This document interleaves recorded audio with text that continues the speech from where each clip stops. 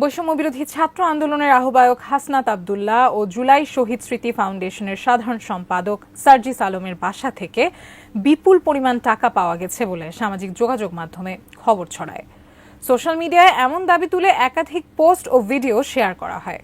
সেখানে দাবি করা হয় সার্জিস আলম ও হাসনাত আব্দুল্লাহর বাসা থেকে যথাক্রমে 100 ও 200 কোটি টাকা পাওয়া গেছে। আসলে কি তাই?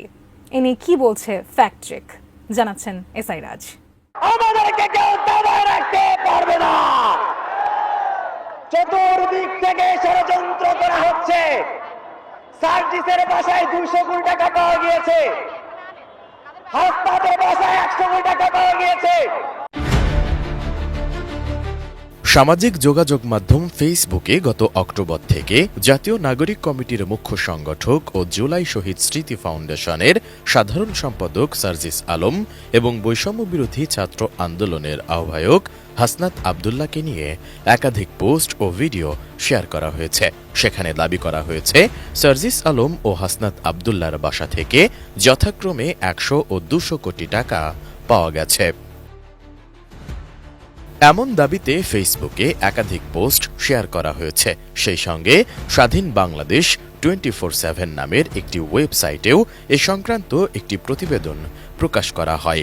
তবে রিউমার স্ক্যানার টিমের অনুসন্ধানে জানা যায় সার্জিস আলম ও হাসনাত আব্দুল্লাহর বাড়িতে 200 ও 100 কোটি টাকা পাওয়ার তথ্যটি সঠিক নয়, বরং বৈষম্যবিরোধী ছাত্র আন্দোলনের কেন্দ্রীয় নির্বাহী কমিটির সদস্য মোহাম্মদ তরিকুল ইসলামের দেয়া একটি বক্তব্যের খণ্ডিত অংশ প্রচার করে আলোচিত ভুয়া দাবিটি উপস্থাপন করা হয়েছে।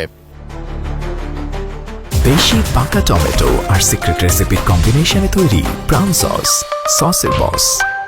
অনুসন্ধানে বিপুল পরিমাণ টাকা উদ্ধারের দাবিতে প্রচারিত ভিডিওটি পর্যালোচনা করে দেখা যায়, ভিডিওতে এক ব্যক্তিকে বলতে শোনা যায়, আমাদের কেউ দাবায় রাখতে পারবে না, চতুর্দিক থেকে ষড়যন্ত্র করা হচ্ছে। যে অবিশ্বাসের রাজনীতি শুরু করা হয়েছে সেই রাজনীতির দিকে আমাদের সচেতন থাকতে হবে। এছাড়াও সেই ব্যক্তিকে অন্তর্বর্তী সরকারকে নিয়েও নানা সমালোচনা করতে দেখা যায়। আমাদেরকে কেউ দাবায় রাখতে পারবে না। চতুর্দিক থেকে ষড়যন্ত্র করা হচ্ছে। সার্জিসের বাসায় 200 কোটি টাকা পাওয়া গিয়েছে, হাসনাতের বাসায় 100 কোটি টাকা পাওয়া গিয়েছে।